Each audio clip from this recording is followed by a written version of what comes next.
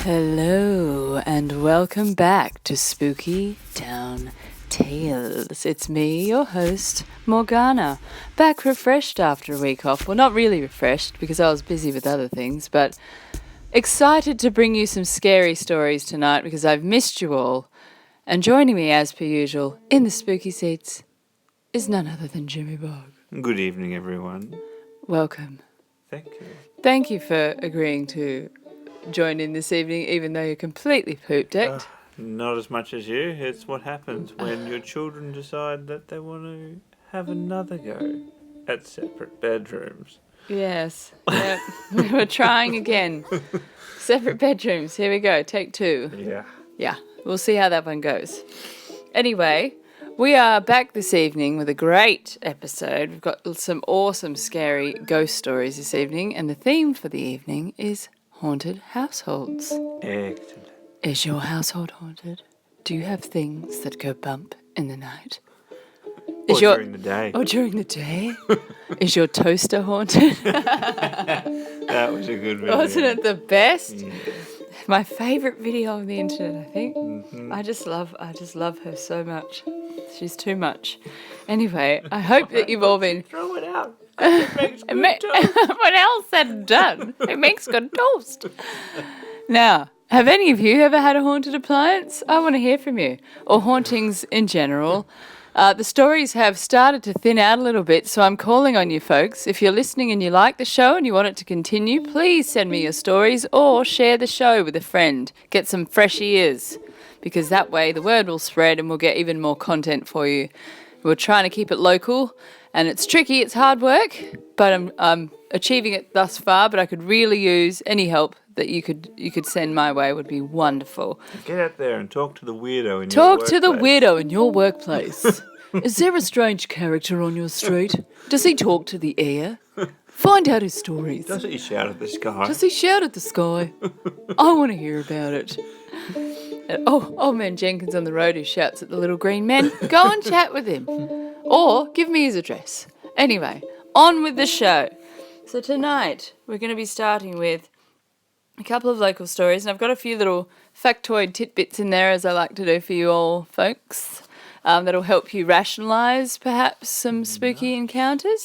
Just another little way of you sort of going, is this paranormal or is it something that can be explained? And I've found out some more cool little facts for you skeptics out there that can sort of help you out and go, okay, that's what it was. Yeah.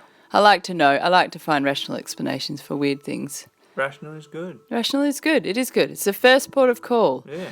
So, are you comfortable? Do you have a drink in hand? Make sure the lights are dimmed. You can't listen to spooky stories under a fluorescent light. It just doesn't work. Light that candle, folks, and prepare to be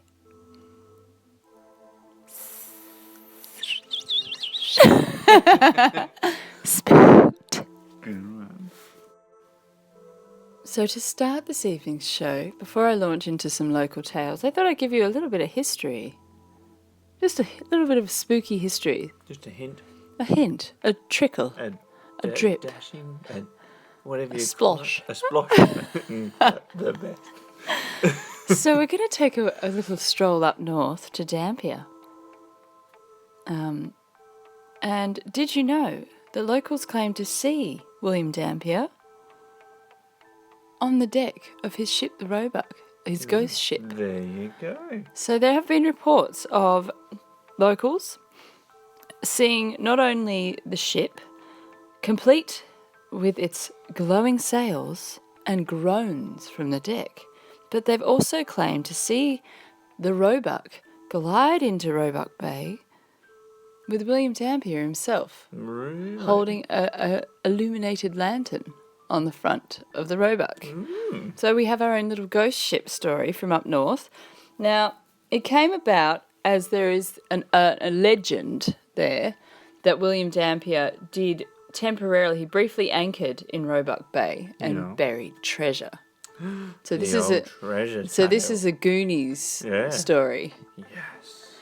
I can only imagine the amount of kids growing up that have gone to Roebuck Bay with a shovel and a snorkel and, the works and gone hunting for William Dampier's treasure. So that's the folklore, that he's buried treasure in Roebuck Bay. And so apparently they claim his ghost comes back on his ship looking for his treasure. That's pretty cool. So it's not Chester Copperpot this time, a one-eyed Willie.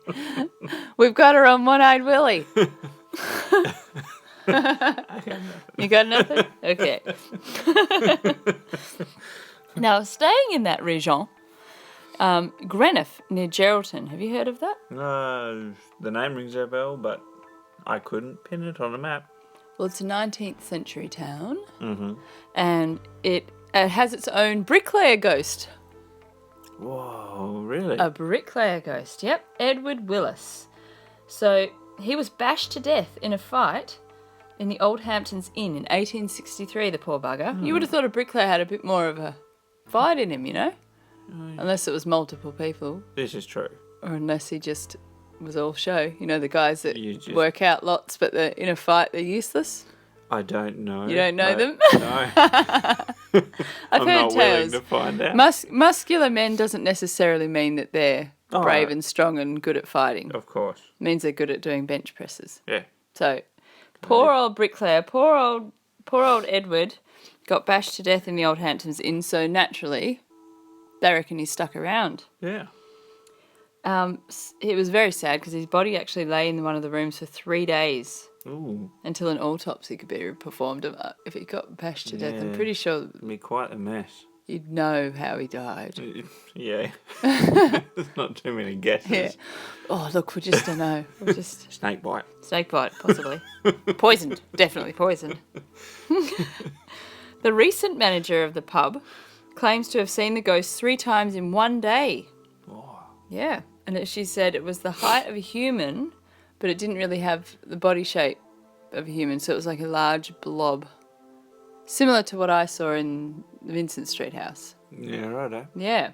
So she's not alone. There's been multiple sightings and weird happenings in this particular pub. So if you're up in Greenough anytime, Geraldton, up near Geraldton, keep your eyes peeled. Go and visit the Old Hamptons Inn and go say good day to Edward.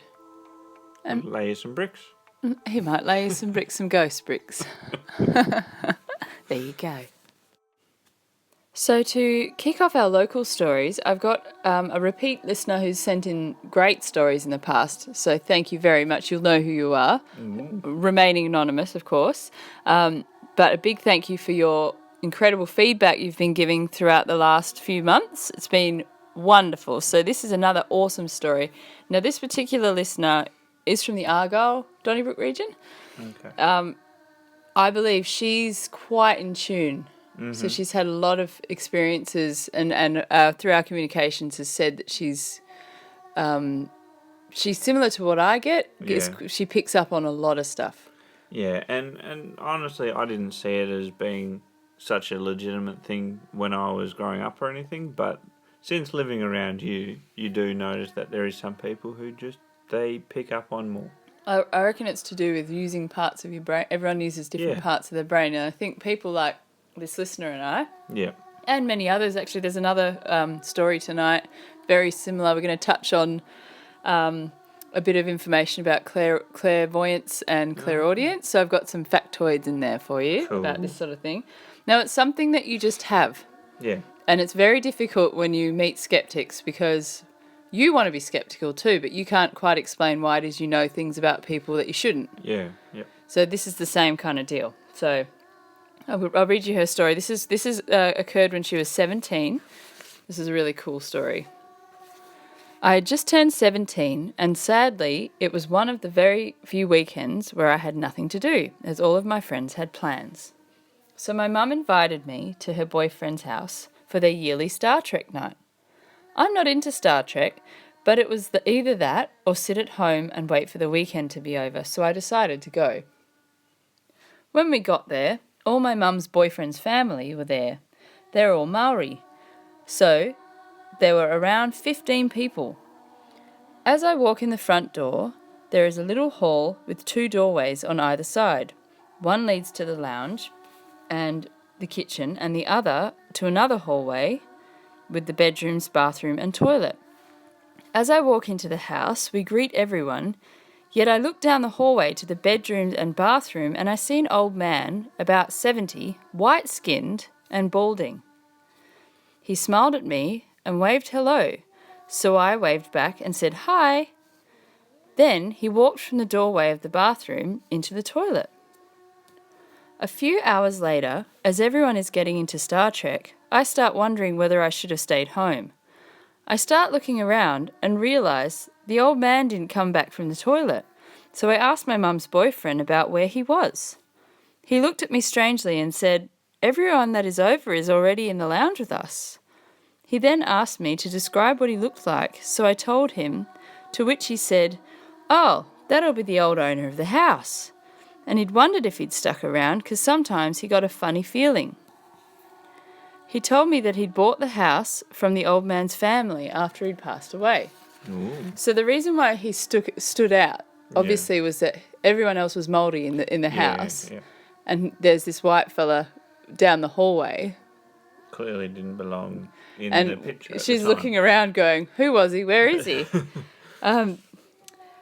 So the boyfriend the mum's boyfriend had said that he probably was quite attached to the place, and because he'd helped build it. Ah. Yeah.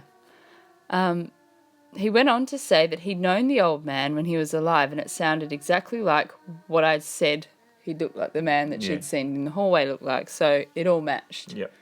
And so that's pretty cool. Isn't that really That's cool? really cool? So this is an instance where she was saying to me where I've had this before, you see someone you think is flesh and blood, it's just a person in a house, and then she's walked down, thought it was normal, and a few hours later found out, he's not supposed to be here. Now I had that at a friend of mine's, Miff's house. You know Miff. I know Miff. His house is full of strange things. Yeah. And on several occasions there'd be parties, and quite often there'd be, I was there all the time, we go there all the time. His house was sort of the central party house before you go out or after you go out. Yeah. So on many occasions I would end up there, and so you wouldn't really know who was coming and going. Yeah. And I remember seeing a bloke who didn't quite look, I mean, this is all the rocker crew, so everyone that was there had quiffs or the mods, like it was quite distinctive people. And this bloke that I saw, he was a lot older, didn't quite fit the big bunch of beatniks that were all, as we all looked, we all stood out, and you knew the crowd, basically. So I was like, who is this guy? And I was walking from the kitchen to go out the back through the laundry to the back veranda where everyone was hanging out having beers and flagons of wine. And this guy came out the lounge doorway to the point I stopped and went, "Oh, sorry." And then he kept walking down towards the music room, which was the very back of the hall. Yeah. And I just thought, oh, he must be one of Miff's friends. But thought, makes me feel like I got a weird vibe from him. Yeah. And he kind of almost looked shocked that I'd acknowledged him. And then he walks into the room, and then I went out to the veranda with everyone else. And then I just I think I remember saying to Miff, "Who's the bloke?" And he's like, "Oh, yeah, no, people see him all the time." Yeah. I'm like, and he's like, "Yeah, no, he's not real. He's a ghost." And I'm like, "What?" Because it was so real. Yeah. And then every time I went to Miff's, there was always weird stuff. There was also a really creepy bloke in his shed that everyone would see. And I hadn't seen him. I didn't know about it until I saw him. And then once, same sort of thing. I said, "Who is in your shed? Like, who's that creepy guy in your shed?" That's just, what does he call him? Jack. Jack. Yeah, I remember you telling me about that one. Yeah. But I used to get the most horrible. I hated going in there, and he had really cool cars in there, so I liked going and looking at them. But I didn't like going into his shed ever. Nothing worse than the creepy guy in your shed. Creepy guy in his shed. Poor Miff. Yeah. Gonna get some sage. So similar kind of that's a time when I can relate to this story in that I honestly thought this bloke was just there for the party. Yeah. And again, you did ask. Yeah. And that's what I find really cool when people go that next level and then everyone sort of goes, nope. No.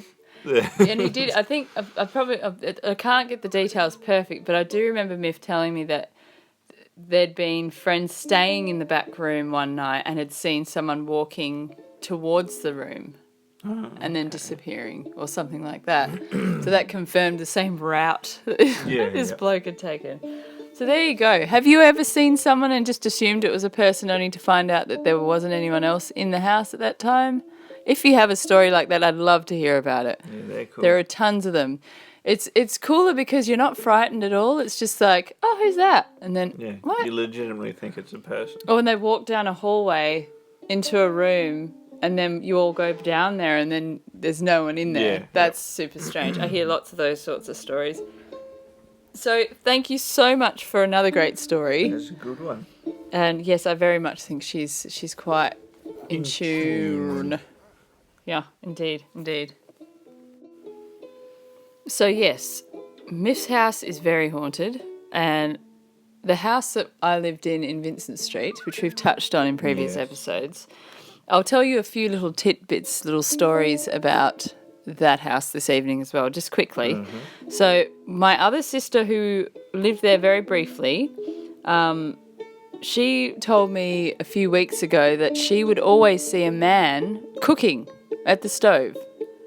So like regularly, all times of the day, she said, at least a couple of times a week, most days, she said, she'd be walking down the hall and she would see him out the corner of the eye, but she said there were even sometimes she would turn and look and still see him as she walked. Well, a man with his head like standing like he was cooking at the stove. And this is the same house as the weird black blob that I saw. So Eden used to see that all the time. Yeah. And everyone in the house saw and heard weird shit. There was always shuffling. That's something I remembered. And whistling. The whistling, I think you even heard the whistling one night. I vaguely recall hearing the whistling, yeah. Yes. Because I was living in this house when I met Jimmy. Yeah. And there was one particular night, I think you did hear it and you were just, oh, it must be someone outside. And we were very new. Yeah. And I thought, I better not tell him what I think it is because I'll scare this beautiful man off. But there would be whistling that I would hear coming through the bathroom area, and then it would get quieter as it would go. Yeah. Like someone walking to the toilet. Yeah. But I mean, again, it's easily... Sound can carry. And brush offable for where it was. It was right in the middle of the city. Right in the city, right on a busy intersection. Yeah. There was a house down the back, and there was a driveway went around the back of our house. So admittedly, yes, it was the same tune, it was the same sound, but then it could have just been the same customer going to the drug house. Who knows? And walking at 3 in the morning. Best day ever, I'm going to get my cocaine. Oh yeah, here I go. Tiddly-bop-boo. Yep, probably. So there is a way of explaining those sorts of things. The man at the stove's a bit odd. Very. And the blob that I saw, so not the black blob that I saw. This is a different blob. So I was in the lounge room of this house with both of my sisters at this stage. And across from the doorway into the lounge was the kitchen doorway, but it was slightly off centre. Yeah. So you could see the edge of the doorway and then the wall of the rest of the hall. And it was daytime and I wasn't living there at the time. I was just visiting. And I saw this white, massive blob just go, like, drifting past the doorway. And I jumped and went, whoa! And Eden said, what's wrong? And I said, did you see that? And she's like, yeah, I see it all the time. And I remember thinking, what are you talking about? And she's like, oh, haven't you seen it before? Like, it was normal. And I'm like, no. So that's just the blob. We all see it. It's just something that's in this house. And I'm like, well, what is it? And so they're like, oh, well, I guess we think it's a ghost. And I'm like, what? And And you're so nonchalant about it. And why has no one said anything? But having thought about it, Mm. I think it's to do with light shining off windscreens of cars because of the intersection. Because Loftus and Vincent Street, Yeah. the way the road would sit, Loftus goes downhill True. and cars have to turn onto Loftus. True. And when I really thought about it, you've got those two windows of the lounge there. Yeah, it on makes either sense side. that it would appear and then go just past the doorway. That's true. Because it was sort of like a white, transparent, Yeah. Super bright. super bright. And I suppose would it have been at certain times of the day? Well, more this often? was daytime, so that's when I think about it. When I saw it, Yeah. and Eden said she saw it during the day when she was off work and things like that, I kind of went, Yeah. yeah. For me, I would put that one down to being light reflecting off turning cars. Yeah. Well, if your car's coming up the hill at a certain angle too, the windshield's gonna reflect at a certain makes a angle, flash, and it's yeah. gonna be the same angle, pretty much every single car. Exactly. Yeah. So that's what I think that was. So there you go. See, we're not all about just going, oh my God, everything's spooky. I do try and find rational explanations for things. So that one, I'm pretty sure, was from the lights of the cars. Yeah. But there is a lot of weird stuff. But there's some in bloody that weird house stuff in you've- that house. You've told us. There's been some very creepy things occur in that house. So, on to the next story. This one is another local one. This is a very intense story. So this is from another Donnybrook resident. Wants to remain anonymous. So this actually occurred at a workplace of hers. Right. I started working at my workplace about 5 years ago now, on and off. I've always been open to sensing the paranormal. I can't see them or hear them, but I can sense them. I started working at this workplace regularly just over a year ago now, and that's when I really noticed some weird things going on. The first thing I noticed was hard not to notice. A lady was standing at the counter, when a book flew off the shelf behind her and landed next to her feet. She was shocked. I was shocked. She picked the book up, put it on the shelf, got her stuff done quick and got the hell out of there. The next week I worked there, I noticed I would get really cold all of a sudden. But when I moved from the spot I'd been in, I'd be back to normal. Gradually, the ghost took a liking to me. I don't know how, but I sensed she was about 13 or 15 years old and female. She would play with my hair while I sat down on break, which didn't really freak me out. I've witnessed a few things in my short time on this earth. Playing with hair is strange. It would be. I've had playing with hair after my uncle died. Yeah, I remember you saying that. It's more of a comforting kind of thing. Although many people might say that the opposite. Ah, Jesus Christ! Of course. I'd be one of those. Yeah. Months passed and we began major renovations on the old building.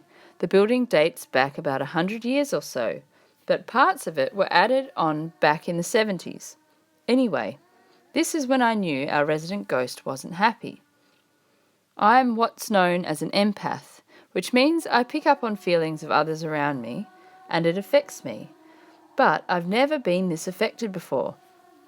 I was sitting in the office on break one day, and the builder was in the room next door banging away, knocking a wall down. I felt sick to my stomach. I felt so anxious, I thought I was going to have a panic attack. But I knew it wasn't me that was anxious, it was our ghost. It was such a surreal experience. I talked to her, telling her everything would be all right and that she was still welcome here. Things were changing for the better. I still felt sick, so I rang my partner, who is clairaudient, and what he told me was pretty sad. The builder had a radio on in the background and I could hear our ghost was affecting it. The volume of the radio was going up and down constantly. What my partner heard over the phone was her screaming at the top of her lungs. I started crying. The poor girl's world had been turned upside down. My partner talked me down and I started to calm down. I got off the phone, took some deep breaths to calm myself down. Once the builder had left later that afternoon, the anxiety I felt diminished a fair bit, but it was still there. After I locked up the shop, I went out the back to where the work was being done and talked to the ghost, telling her again everything would be all right and that she was still welcome here. I also mentioned if she wanted to move on, that was fine too, but no one was forcing her out. I kept talking to her until I felt her calm down.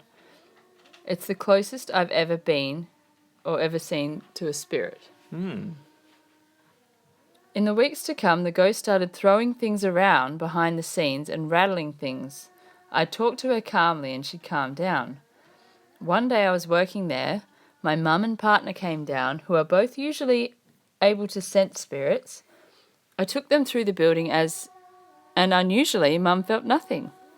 My partner felt her in one of the old rooms and had a bad feeling about the manhole on the floor there. Then she disappeared. My partner and I both felt she didn't like him. I've noticed she doesn't like men, and I wonder if a man had anything to do with how she died.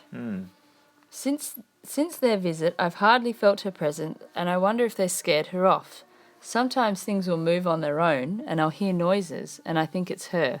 But she hasn't played with my hair since, and that was quite a common thing for her to do. I really want to know her name and how she died. I've Googled and can't find a thing. If only the walls could speak. That is a cool story. Really cool. Thank you so much for sharing that. It's a very personal story too, and I appreciate you sharing it. Now, there were a few terms mentioned in that story that those of you that aren't full bottle with the world of the paranormal and all that sort of thing, you may not know what they meant. So one of them was clairaudience. What is that? Clairaudience or clairaudient is someone who has the supposed faculty of perceiving as if by hearing what is audible, the psychic ability to receive intuitive information from your higher self. So you are able to interpret images through audio. Oh, okay. Or you can hear things that aren't there, so to speak. Fair enough. So hear spirits and Yeah. So some people can hear them, some people can see them, some people can smell them, some people can sense them. There's all different ways. Some people can do all of it. Yeah. Yep. Whereas the listener appears to be a clairsentient, which has the ability to feel the present, past and future, physical and emotional states of others without the use of the normal five senses. So she's able to pick up on things that this energy is feeling. Yeah. Yep. For those that believe this is a case of a haunting, I think given the fact that objects are moving, that for me, because I always look for the rational thought, I think a lot of the other things that were going on could be rationalised by being affected by the strange happenings. Yeah. But at the same time, not to discredit the story at all, but if you're experiencing strange things in a place, it is very easy to find yourself being affected emotionally by it. Oh, absolutely, yeah. But in this case, because I know this person and I know that she's very in tune, I would say that there probably is something. There is something there. Yep. But along the lines of just for those skeptics out there, I've done a bit of research into electromagnetic fields because this workplace, when the worst thing happened, or when she was overwhelmed in this story, there was a builder using electrical equipment, using building equipment, making a lot of noise in the other room. Electromagnetic fields have the ability to affect us in so many physical ways, and because it's something you can't see, we have no idea. We just assume it could very easily be mistaken by paranormal things. This sudden urge, these sudden feelings of discomfort, loss of appetite, restlessness and anxiety. It can come over you in a wave. And something as small as your mobile phone charger actually does give off an electromagnetic field. Yep. Some people are more sensitive to it. Some people don't even notice it. But those of you that are sensitive to it, just try it out. If you're finding you're having trouble sleeping and your mobile phone is plugged in under your bed or near your bed, try shifting the charger out of your room and see how that works. See if it makes a difference. See if it makes a difference, because I'm just going to read you a list of some side effects that have been experienced as a result of exposure to electromagnetic fields. Now, this is varying levels, but I find myself, if I'm near, I used to find when I used to go in the control room, I used to work for a large newspaper, and I would have to do a bit of IT sometimes or go and reset tapes and things. I used to find myself feeling really uncomfortable in the control room, where there was massive big computers in there. Yeah. And honestly, I felt like that I was being watched. I felt an overwhelming sense of dread. And every time I was in there, I was convinced there was someone or something standing in the doorway that connected into the other control room. And I naturally did a lot of research into did something happen at the, first port of call is there a ghost at the newspaper?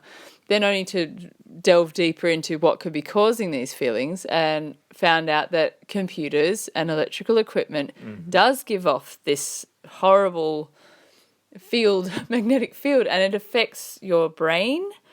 It affects everything. So here's a list of symptoms that could be caused. If you are experiencing these, just have a look around, especially in particular rooms of your house or your workplace. So along the lines of the theme of the evening, which is haunted households. Yep. If you're experiencing any of these following symptoms that are new to you, think about maybe if you've shifted a device closer to your bed or wherever it is that you're experiencing this discomfort before you jump to the fact that it could be a demon trying to attack you. So, possible side effects of electromagnetic fields on the human condition. And this research was done by the SCENAIHR or Stenhiller, I don't know how you'd say it. I think this was in Sweden. Scientific Committee of Emerging and Newly Identified Health Risks.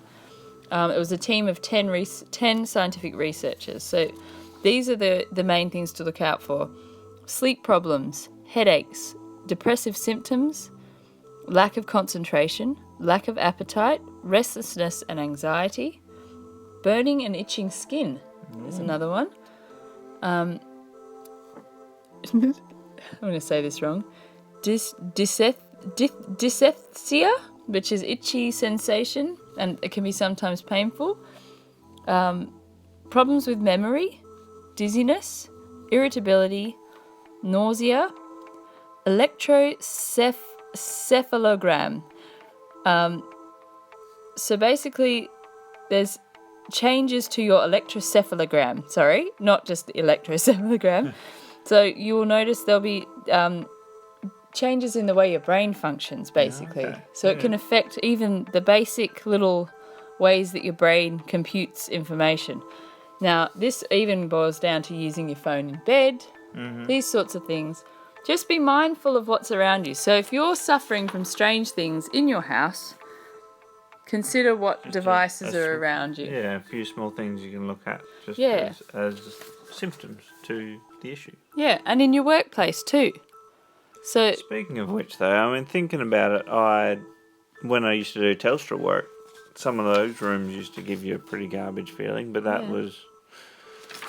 could have been due to just lack of sleep, having to go out to them, but still, there was several times you'd go to some rooms and you'd feel pretty feeling. Yeah, just not the same. Yeah.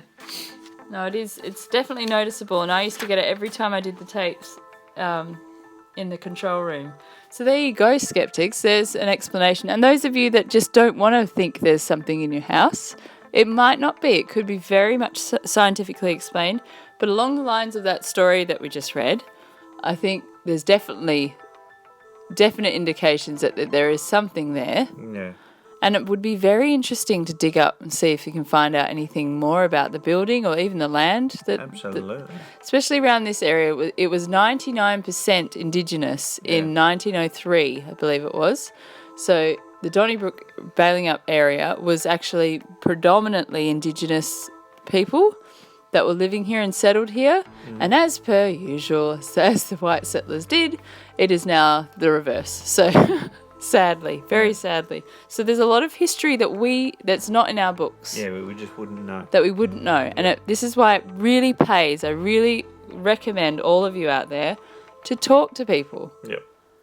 especially local Indigenous people. There was a bloke that lived on our street. He told me some really interesting stories many years ago. He passed away, unfortunately, but he did tell me some wonderful stories. He used to travel he used to be a boxer. Yeah. So he used to I think it was almost like a circus kind of setup. He would travel around Australia having boxing matches. Yeah. He was a really interesting bloke. So I highly recommend talking to people, because there's so much that we don't get taught in schools that aren't in our books, and I really recommend it. So here's another couple of little local stories. Another Donnybrook resident. So 5 years ago, in a house that I used to live in Donnybrook, I was vacuuming and I turned around and there was a shadow of a man watching me from my housemate's bedroom doorway. I told him he could either help or stop annoying me, and then he disappeared. Makes sense. Fair call. Well played. Last year, I was house sitting on Montgomery Road and had gone up to put the chooks away. I turned back to the house and saw a shadow of a person at the back sliding door. When I got back up to the house, it was gone. About 3 hours later, whilst in bed, I felt a presence on the bed. I told them they needed to go away because I really needed sleep. I've house-sitted... She's got her head screwed on. Yeah.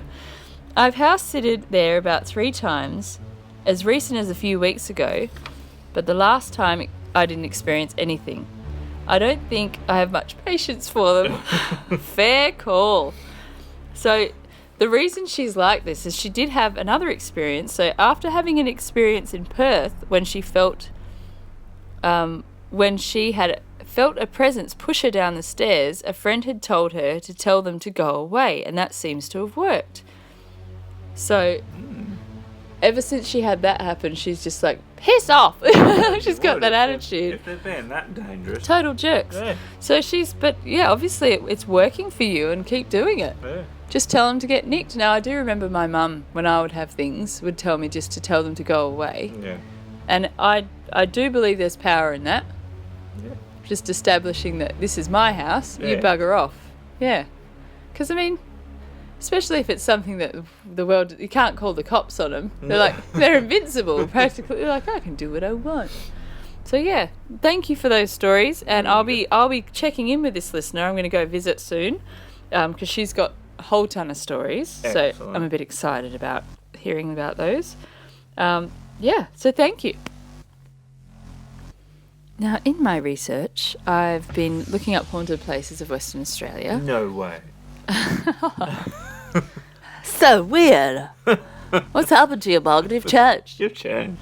What's going on with you? You're not the same woman I married. So I was doing some research on Eunorcia, Oh. which tickles my fancy because I've always been somewhat fascinated with religious artefacts. Hence, we have Marys all over the house. And people come over and go, are you religious? And I'm like, well, not exactly. I just think Mary's pretty fascinating. I love religious art. Yeah. And I love the religious candles with Jesus and stuff on them. I love them. I've always been fascinated. I think it stems from my sister collecting religious candles when I was younger and thinking they were the coolest things ever. And she wasn't religious either. She was a punk rocker. But this is what. But at the same time, I think I'm just fascinated by the spiritual, the belief in things that haven't been proven. It's fair enough. Yeah, it's that. It's I think interesting.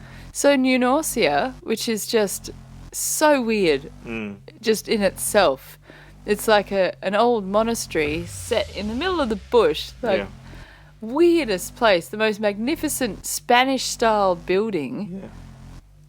Yeah, my mum used to work up in Eunorcia, and we used to have to go up there for school holidays. Yeah. Yep. It's just odd. It's in the Real. middle of absolutely nowhere. Yeah. And Middle of butt-fuck nowhere. yeah, that's the place. Yeah. But it's the most ornate. Yeah, it's really pretty. It's really pretty. But it doesn't fit. Not even close. It's super weird. So, a little bit of history of Eunorcia. They've had a few little miracles Ooh. occur. So the first was in 1847. there was a raging scrub fire broke out and it threatened the monastery and their corn crop, which I'm amazed they got a corn crop growing out there. That's pretty good. They'd all begun to lose hope because it was just, there's nothing they could do. It was getting closer and closer. So they decided to place the image of the Virgin Mary in front of the crop where the fire was coming towards. Fair enough. And as if by divine providence, the fire turned and went the other way. Well, there you go. So the monks believe that this picture, which is still there, you can still go and see it, Yep. was the reason the fire turned. Whereas my logical mind is the wind must have just changed and it was just That's coincidental. what logic says, But at the same time, I kind of think, Who well, knows? imagine maybe she did come down and help out. you just don't know. And there was another instance at Eunorcia in 1951 where several priests, 8 nuns, and over 50 high school students from St. Gertrude's witnessed a mysterious phenomenon which is still yet to be fully explained. On an overcast afternoon, 5:30 p.m., kneeling in the open air for benediction, suddenly the clouds parted to reveal the sun, but what emerged wasn't the sun as anyone had seen it before. It appeared as a giant spinning disc of light that changed colour, pulsating from blue to gold, then to green. Incredibly, no one else in Eunorcia had seen this. So no one else anywhere nearby had seen this. Yeah, it was just Crazy. very strange. It was quite amazing that no one else would have seen it because this large volume of people all saw this weird spinning. And I just think, Truman Show. Yeah. They've just, oh shit! It's supposed to be the sun coming through the clouds. You've got the wrong colour on. Phil, for fuck's sake, you're Red, fired. green, blue, red. Oh no, wrong colour. Truman Show, guys. We're in the Truman Show. So yeah, that's pretty weird. That's an odd one. Unless it was a mass hallucination. Yeah. Swamp gas. Not again. Anyone got any theories on what the spinning disc of colour could have been that not only the monks, the nuns, and the high school students all saw in 1951 in the sky? Was it aliens? Was it Who knows? was it someone stuffing up the sun settings for the TV show? Was it a miracle? Was it God? Who knows? Who knows? But anyway, more weird stuff. This is why we're going. I've told Jimmy that we're going to go with the girls and have a night at the haunted Eunorcia Hotel, which should be fun. Sounds like a great holiday. Go Great somewhere holiday. where you can't sleep. But much to the annoyance of the current band of monks that reside there, including head honcho Christopher Power. What a name. That's pretty good. Christopher Power. Eunorcia is home to a number of ghosts. One of these is the Blue Nun, an apparition of a nun who unfortunately fell to her death while sleepwalking through the monastery's clock tower. What a way to Whoa. go. Why would you sleep in the clock tower? No, she sleepwalked there. Very funny. Poor lady. So apparently she plunged to her death while sleepwalking. Although reports of her ghost have declined over the past century, visions of a younger lady also in blue at St. Gertrude's have actually increased in recent times. Oh. Now, there are 2 possibilities for the explanation of the blue girl. First of the theories is it's the ghost of an Aboriginal girl who was gravely ill in 1908. She had asked to be dressed in her first communion dress so that the angels could take her away. Later that day, while the bells of the chapel were ringing, the sick girl passed away, and an attendant reported that the moment her spirit departed, a distinct blue aura encircled her body. Isn't that sad? That is sad. Poor little girl. So that the theory is, given the history of this report of this person who was there when she died, that this blue light had encircled her body when she passed away, they believe that the blue girl that people are seeing at St. Gertrude's is this little girl. Yep. But there was also another theory of another little girl that died on the property. Sounds like a dangerous place. Maybe we shouldn't take the girls to Eunorcia. Jesus. Another theory was another little sick girl who was a white girl. There was a student. She fell down the stairs to her death. Oh dear. So this was the year after.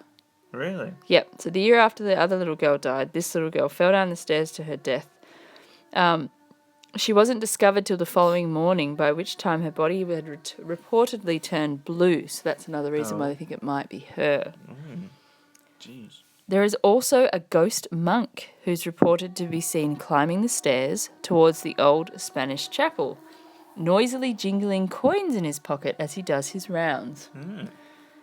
And phantom footsteps are heard at the New Norcia Hotel. So there you go. There you go. If you want to go check out some spooky religious stuff, like Valak from the spin-off of The Conjuring, that's one little... I'm going to admit, it's totally, of all the creepy things, I don't get scared, but I do find Valak to be quite terrifying, which is, if you don't know who that is, it's the demon nun from the movie The Conjuring, but then also there was a spin-off called The Nun on Netflix now. Go watch it. It's pretty creepy. So, yeah, I don't know. Maybe it's the whole spirituality thing. It draws these things in. Maybe. Who knows? Yeah. So if you feel like checking out New Norcia, you might see some ghosts too while you're up there.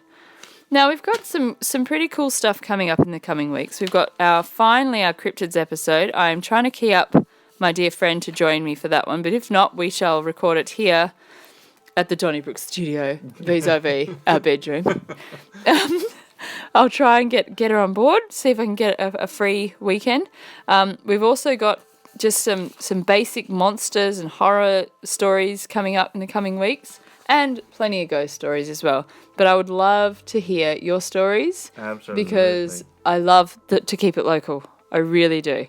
So if you've heard any tales, any creepy things... It's always more exciting when someone else tells you their story. It's so much more exciting. Way better. Yeah, totally. And we've got a really cool one that Jimmy's trying to get the last details of. That's similar to what we're talking about this evening with New Norcia. There's sort of a little bit of a biblical kind of angel link with that one. A bit odd, that one. Very odd. Hopefully this week I'll be able to pin him down and Yeah, fingers crossed.